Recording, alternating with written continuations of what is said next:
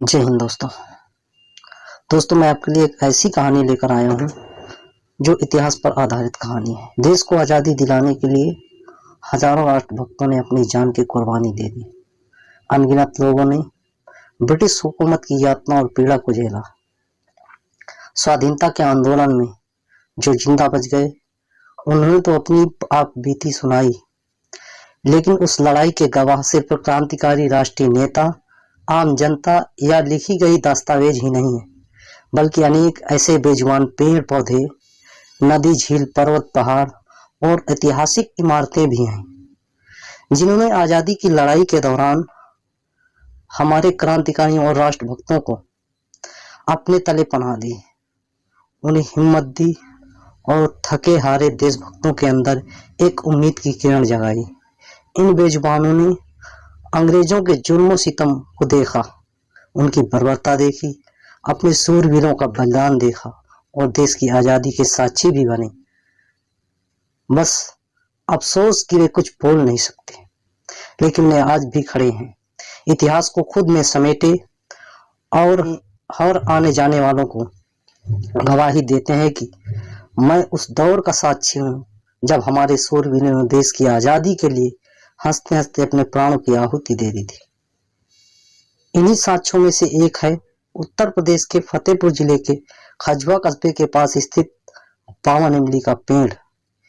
इसी इमली के पेड़ पर 28 अप्रैल 1858 को अंग्रेजों ने 52 क्रांतिवीरों को एक साथ फांसी पर लटका दिया था।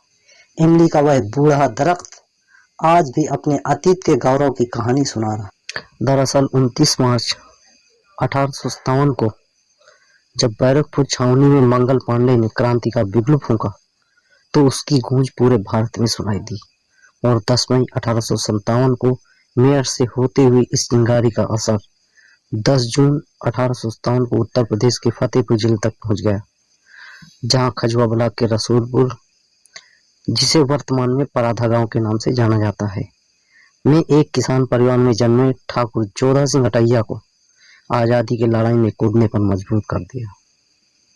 आज़ादी के इस महासंग्राम में जोधा सिंह के आह्वान पर सैकड़ों क्रांतिकारी उनसे जुड़ गए।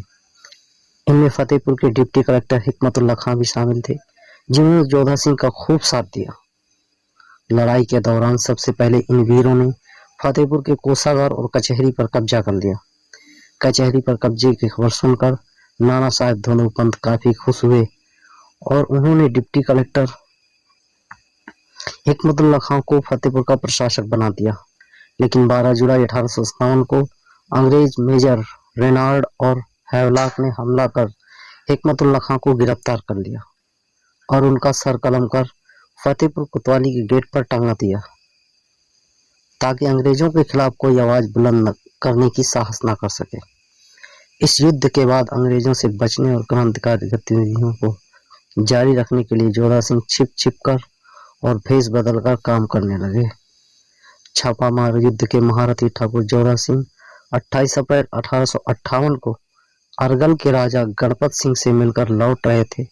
उसी दौरान किसी मुखबिर की सूचना पर कर्नल के स्टाइल के नेतृत्व में अंग्रेजों की घुड़सवार सेना ने उनके 51 साथियों के साथ गोरहा गांव के पास उन्हें गिरफ्तार कर लिया।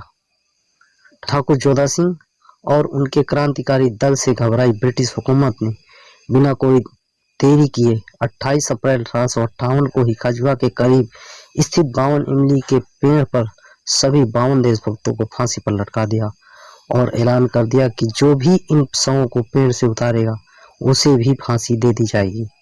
यही इमली का पेड़ है जिसे अब 52 इमली कहा जाता है। इस 52 इमली शहीद स्मारक के चबूतरे पर लगे एक पत्थर पर ठीक ही लिखा है कि शहीदों की चिताओं पर लगेंगे हर बरस मेले, वतन पर मरने वालों का यही बाकी निशान। जय हिंद, जय भारत।